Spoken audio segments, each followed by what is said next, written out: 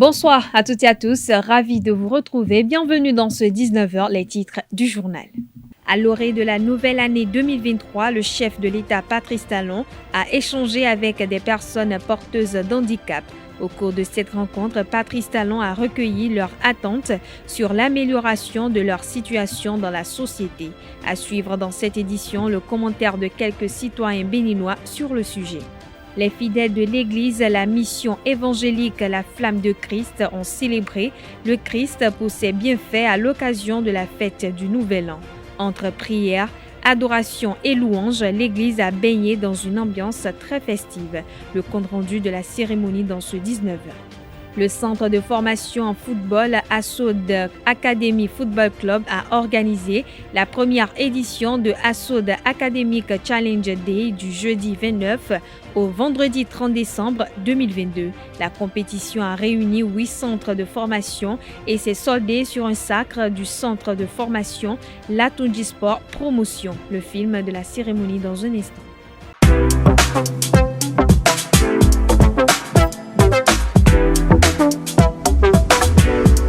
Moi, je suis à ESAE et toi? Moi, je suis en administration des finances à ESAE. Moi, je suis en diplomatie et relations internationales à ESAE. Moi, je suis en journalisme à ESAE. Émission ici, c'est ESAE. Moi, je suis en communication marketing à ESAE. Moi, je suis en droit à ESAE. Moi, je suis en gestion des ressources humaines à ESAE. Moi, je suis en gestion des marchés publics à ESAE. Moi, je suis en administration du travail et de la sécurité sociale à ESAE. Moi, je suis en sciences économiques à ESAE. Moi, je suis en banque finance à ESAE. Moi, je suis en administration générale à ESAE. Moi, je suis en audit et contrôle de gestion à ESAE. Moi, je suis en sciences juridiques à ESAE. Moi, je suis en administration générale et territoriale à ESAE. Moi, je suis en transport logistique à ESAE. Moi, je suis en gestion des projets à ESAE. Rejoignez-moi, c'est la meilleure université. Nous sommes à ESAE. Rejoignez-nous. À ESAE, l'excellence a un nom.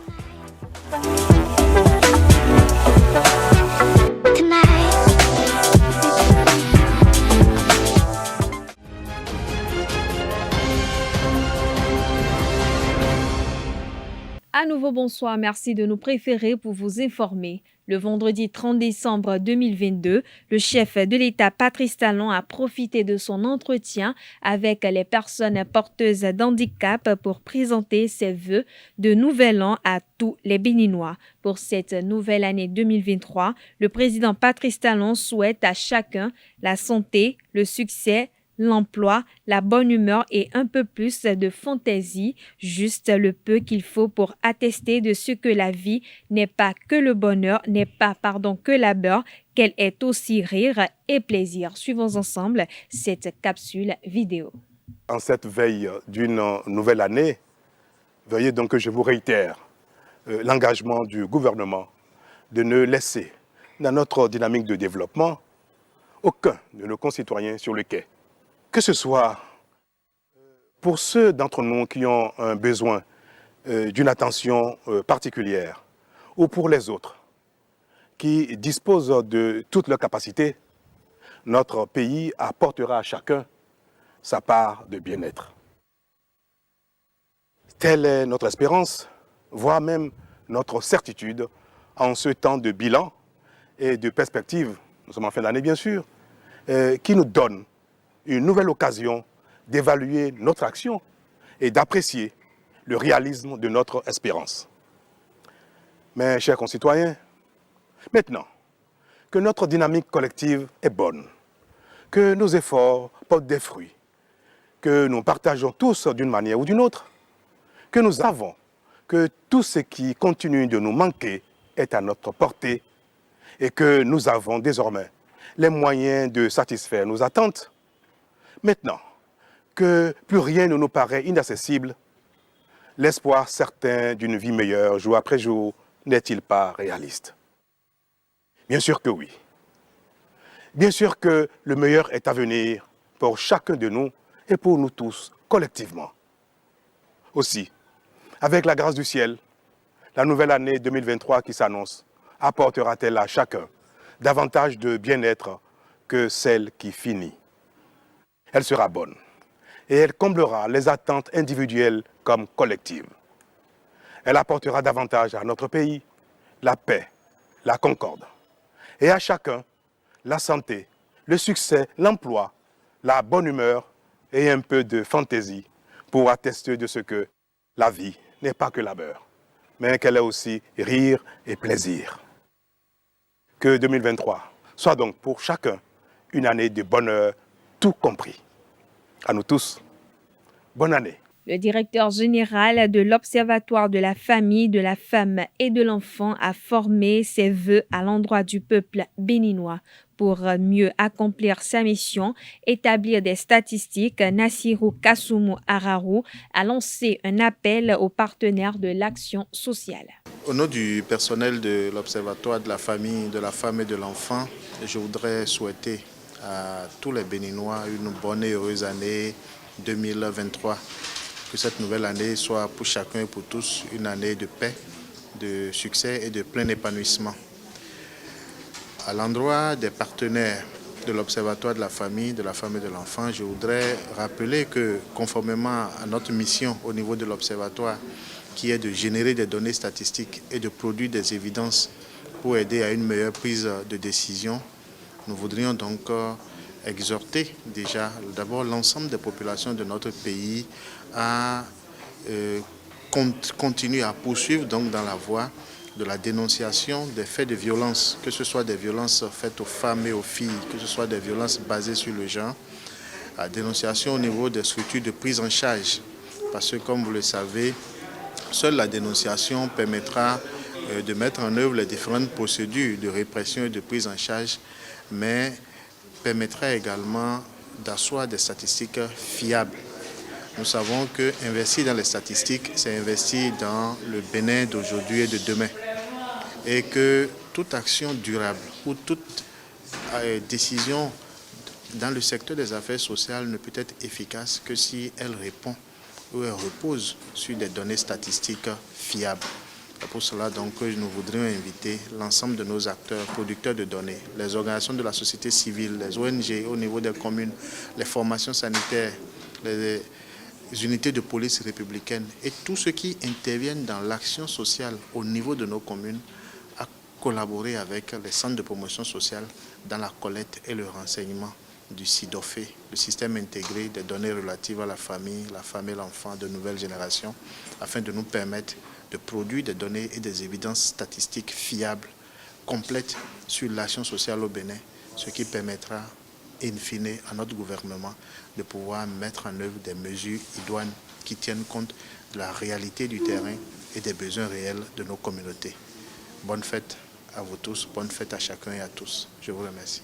Je l'annonçais au sommaire de cette édition, le chef de l'État, Patrice Talon, a échangé avec des personnes porteuses d'handicap le samedi 31 décembre 2022. Au cours de sa rencontre avec ces derniers, le chef de l'État béninois a recueilli leurs attentes sur l'amélioration de leur situation dans la société et présenté les réponses prévues par le gouvernement. Dans l'élément à suivre, nous vous proposons le commentaire de quelques citoyens béninois à ce sujet. Suivons-les au micro de Francis Farami. D'abord, je félicite le président de la République, à tout seigneur, tout honneur. C'est déjà une avancée. C'est une bonne initiative du gouvernement. Il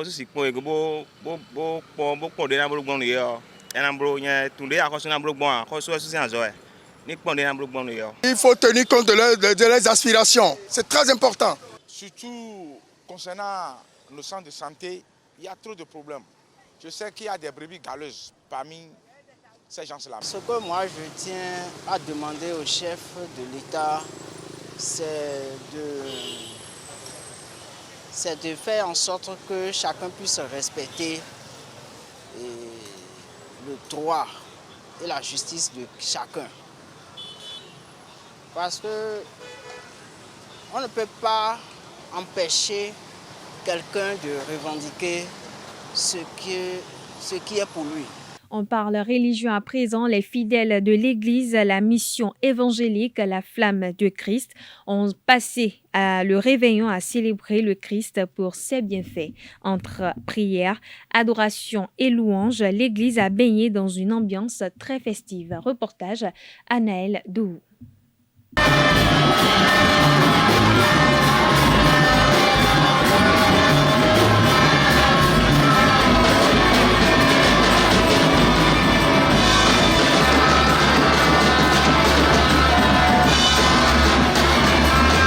C'est dans cette ambiance que les fils et filles de la mission évangélique La Flamme de Christ sont entrés dans la nouvelle année 2023. En plus des chants, louanges et adorations, ces chrétiens ont également reçu le message du jour qui a révélé le thème de l'année 2023. L'année 2023,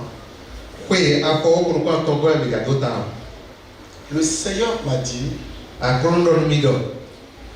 la mission évangélique La Flamme de Christ, ce serait l'année de la révélation divine. Et Paul a écrit aux Éphésiens, il leur a dit qu'il prie tout le temps pour eux. Il dit qu'il n'a jamais cessé de prier pour eux, afin que le Dieu de notre Seigneur Jésus-Christ, le Père de gloire, donne à ces chrétiens l'esprit de sagesse, l'esprit de révélation.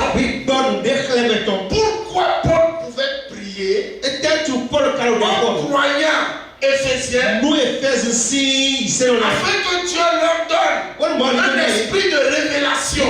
Et il dit que cet esprit peut se trouver, on peut l'obtenir dans la connaissance. Mais il a prié pour qu'ils aient l'esprit de révélation. La révélation est importante. Loin d'être une fête païenne, cette célébration du Nouvel An est légitime. Pourquoi ne pas célébrer la fin d'année? Pourquoi ne pas célébrer? Parce que vous savez que c'est à la naissance de Jésus que le monde a été marqué et a pris un nouveau contagion.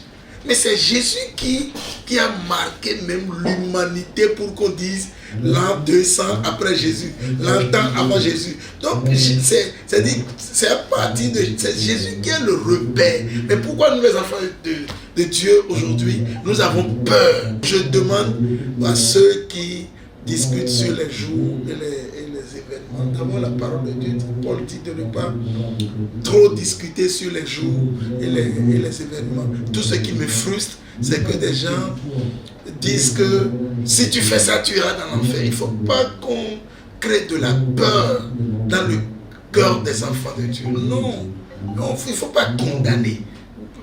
C'est la naissance de Jésus qui a marqué l'histoire pour qu'on commence pas à dire l'an 0, l'an 1, l'an 2, l'an 3. Maintenant l'an 0, c'est parti du 1er janvier, non. Mais pourquoi les chrétiens doivent avoir peur des jours et des fêtes? Les fidèles de l'église La Mission Évangélique La Flamme de Christ ont fini ce culte de célébration par des prières, de quoi entrer dans la nouvelle année avec des bénédictions. Autre information dans cette édition, triste nouvelle à Karimama, 2 civils ont perdu la vie dans l'explosion d'une mine artisanale. À Karimama, l'attaque a eu lieu sur la voie Kofounou-Mamassi-Gourma dans l'arrondissement de Bogo-Bogo. L'information a été confirmée par une autorité locale ce lundi 2 janvier 2023. Selon une source, les 2 civils se déplaçaient à bord d'un tricycle lorsqu'ils sont tombés sur la mine. Côté armée, pas encore d'annonce officielle sur cette nouvelle attaque d'origine terroriste. Le centre de formation en football Assaud Academy Football Club a organisé la première édition de Assaud Academic Challenge Day du jeudi 29 au vendredi 30 décembre 2022. La compétition a réuni 8 centres de formation et s'est soldée sur un sacre du centre de formation Latunji Sport Promotion. Le reportage, c'est avec Anedo. La première édition de Assaud Academy Challenge Day a connu son épilogue. Organisé par le centre de formation en football, Assaud Academy Football Club, et réunissant 8 centres de formation à savoir Assaud Academy Football Club, Cefoyep, Génération Foot, 11 créateurs du Bénin, Barca Groupe Sport, Latunji Sport Promotion, Bénin Foot Academy et AGFAS Bénin, cette compétition a visé un objectif spécifique. olympique. L'objectif, c'est d'évaluer les enfants et de permettre aux coachs à chaque centre d'évaluer les enfants. Le travail a battu depuis le début de l'année, comme nous tendons vers la fin de l'année. Et c'est pour permettre aussi également aux enfants de faire la fête avec nous, puisque nous-mêmes, nous sommes un centre de formation. Nous sommes à Assaud Academy Football. Donc, nos enfants aussi, ça nous permettra d'évaluer nos enfants aussi et de rester ensemble avec les d'autres centres aussi pour pouvoir faire la fête ensemble. L'appréciation d'abord, c'est que j'étais tellement content parce que les enfants ont joué. Quand vous venez ici, vous allez voir réellement, on a des joueurs. Dans notre pays, quand vous voyez les enfants jouer, ça, c'est que vous êtes contents. Beaucoup de parents sont là hier, ils riaient seulement, ils sont contents, ils sont tellement impactés par rapport au jeu de ces enfants. Il y a beaucoup de talents au Bénin. Il y a beaucoup de talents avec ces enfants-là. Cette compétition s'est soldée sur le sacre du centre de formation, l'Atundi Sport Promotion. Très contents, les parents présents pour accompagner leurs enfants ont validé l'initiative. Un premier essai, mais il faut dire qu'avec vos maigres moyens, ce qu'on a vu là, c'est à encourager. Si les centres continuent tel que ça est d'ici quelques années, on aura vraiment la crème. Cette première édition a permis à chaque centre de formation de faire le point sur l'évolution du travail accompli durant l'année 2022. Le cap est désormais mis sur la prochaine édition. Roch Armel Kenom est élu pour un 3e mandat successif à la tête de la Fédération béninoise de karaté-do le jeudi 29 décembre 2022 dans les locaux du Comité national olympique et sportif béninois SNOSBEN, où s'est déroulée l'Assemblée générale élective de la FBK-do. Dans l'élément à suivre, Colombe Oussou, présente à cette Assemblée générale, nous fait le point. Les acteurs de la Fédération béninoise de karaté-do dans la salle de conférence du Comité national olympique et sportif du Bénin ce jeudi 29 septembre 2022. C'est un rendez-vous pour le renouvellement des membres du bureau exécutif. Une mobilisation qui symbolise le fruit de la nouvelle dynamique enclenchée à la FBK-do. Après la vérification du quorum, s'en est suivi les rapports d'activité. Au plan international, la FBK-do a pris part à plusieurs rencontres internationales au plan sportif. La participation du Bénin à l'Open de Paris, la participation du Bénin aux Jeux arabes en Turquie. En juillet 2021, le Bénin était également présent au tournoi qualificatif olympique TQO à Paris avec 3 athlètes. La même année, le Bénin était au Mali où il a ramené 11 médailles, dont 2 en or, 2 en argent et 7 en bronze. Nous avons eu comme ressources 51 542 448 francs CFA. Les dépenses au niveau national font 13 956 812 francs CFA. Et sur le plan international, la dépense effectuée par notre institution est de 46 198 876 francs CFA. Pour point financier 2018-2022, la charge revenue à la Fédération béninoise de karaté est de 60 155 668 francs. Si nous faisons bien, ce sera au profit de tout le monde. Mais si nous faisons mal, on répondra devant l'histoire. La Fédération de karaté est l'une des fédérations qui donne de leçons ici au Bénin. N'en déplaise à ceux qui pensent qu'on n'a rien fait et qu'on ne fait rien. Nous avons été 3e sur 27 fédérations. Ce n'était pas de la loterie. On a fait un concours et on nous a classé 3e. Et 1er en termes de médailles reçues de l'extérieur. 1er, sans 2e. Les documents sont là. Place aux urnes. Tour à tour, les délégués succèdent pour le choix du nouveau bureau exécutif de la FBK-do. Sans tapage, après dépouillement, le président sortant, seul candidat à sa propre succession, est acclamé à 30 voix sur 42 votants. Monsieur Roch Kenom est élu à l'Assemblée élective du 29 décembre 2022, président de la Fédération béninoise de karaté. Pour ses premiers mots, le président a annoncé ses priorités pour son nouveau mandat et exprimé toute sa gratitude. Quand on va à une élection, on s'attend à voir des gens, n'est-ce pas, qui votent pour vous. Et naturellement, d'autres qui votent contre vous, c'est normal. Je pense que c'est dans l'ordre des choses. Et on ne peut pas empêcher quelqu'un d'être ambitieux, n'est-ce pas? L'essentiel, c'est de tirer son épingle de jeu. Cette fois-ci, nous allons nettoyer la maison. Et surtout que notre tampon n'est plus là, le maître soudé est parti, nous a laissé comme ça. Donc il nous revient de faire le travail. Avec mes pairs gradés, haut gradés, nous allons nous asseoir, discuter et voir ce qu'il y a lieu de faire. Deuxième truc que nous faisions déjà, que vous savez très bien, ce sont nos enfants. Les petites filles, n'est-ce pas, qui font honneur au pays. Cette fois-ci, nous allons pouvoir nous donner les moyens de mieux les accompagner. Parce que 2026, c'est pas loin. Et c'est quand même les Jeux mondiaux de la jeunesse. Et pour la première fois, ça va se faire en Afrique. Nous ne voulons pas rater ce rendez-vous. Si le karaté, n'est-ce pas, était retenu justement dans ces Jeux. Séduit par le déroulement de la réunion de la famille de l'art martial, le représentant du ministre des Sports et secrétaire général du Comité national olympique et sportif du Bénin a prodigué des conseils à la nouvelle équipe. Pour la première fois, les Jeux olympiques auront lieu en Afrique en 2026. Et ce sont les Jeux olympiques de la jeunesse. Les enfants qui ont 13, 14 ans cette année sont éligibles à ces Jeux. S'il vous plaît, chers membres de la famille du karaté, faites en sorte que si le karaté se retrouve encore sur la liste des disciplines olympiques, qu'une gamine et qu'un gamin du Bénin porte le vert, jaune, rouge à cette occasion-là. Le nouveau bureau installé à l'oreille de l'année nouvelle, les regards sont désormais tournés vers 2023 pour les nouveaux défis.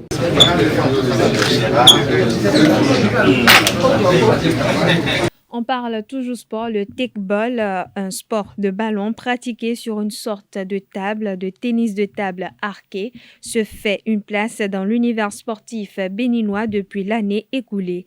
En 2023, cette nouvelle discipline va étendre davantage ses tentacules sur toute l'étendue du territoire national. Vincent Francis Koyihon, le président de la fédération, a donné des détails sur la politique de mise en place. Suivons-le au micro de Seton Delarios Adjagweno. En 2023, il y aura 3 événements. Il y aura en juillet, sauf si la date est changée, on aura le championnat d'Afrique en Tunisie. En août, il y aura les Jeux africains, les Jeux de jeunesse au niveau de Accra. Et également, il y aura le teqball qui est au programme. Et on aura le championnat du monde. Pour le moment, on ne sait pas là où ça va se dérouler, mais il y a 2 ou 3 pays et qui sont en train de vouloir l'organiser, notamment la Pologne qui a un pas sur les autres. On verra bien, puisque les négociations sont toujours en cours entre ces pays et la Fédération internationale du teqball. Mais ce qui est sûr, d'ici peut-être au début de l'année, vers la moitié, on aura une précision par rapport à tout ce calendrier. Concernant le Bénin, on va organiser les compétitions que nous avons l'habitude d'organiser. On va peut-être voir si on peut plus organiser d'autres. Il y aura le championnat que nous sommes en train de prévoir. Également, les clubs qui vont organiser au niveau de chaque région. Voilà à peu près comment le teqball va évoluer. Il y aura certainement la naissance d'autres clubs dans certains départements. Nous sommes en train toujours d'activer pour voir comment étendre le développement du teqball à travers l'introduction dans d'autres départements, ce qui va être fait. Outre, vous savez, on est également à l'orée. Je vais profiter de votre micro pour souhaiter beaucoup de santé à toute la famille du teqball. Santé, beaucoup de réussite dans tout ce que nous allons faire. Et également, je profite pour adresser mes vœux, mes sincères vœux à l'ensemble du mouvement sportif. Santé également, santé, rien que la santé et beaucoup de bonheur à chacun et à tous. En attendant l'exécution du plan d'action 2023, le président Koyihon fait un feedback sur ce qui a fait l'actualité du Tekball au Bénin en 2022. Suivons ensemble. Bon, 2022 a été l'année de mise en place des associations. Il y avait quelques associations qui étaient déjà en place, mais le Covid nous a arrêtés pour les installations des clubs. Cette année, on a réussi à faire l'installation du club Racine de Boycon. On a réussi à faire l'installation du club de Parakou. Et nous sommes en train également de tout faire pour que, dès le début de l'année, que ça soit officiel du côté de Calavi.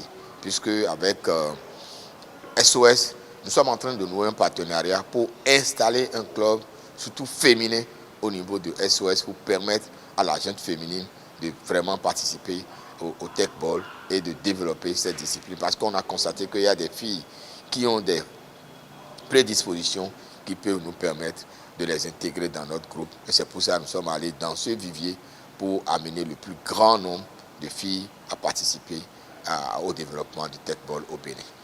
Donc, outre ça, il y a eu notre participation à plusieurs réunions concernant le développement du tech ball en Afrique et également dans le monde, puisque nous sommes au niveau de l'Afrique en train de travailler pour mettre la confédération en place, puisque du côté de l'Europe, ils ont réussi presque.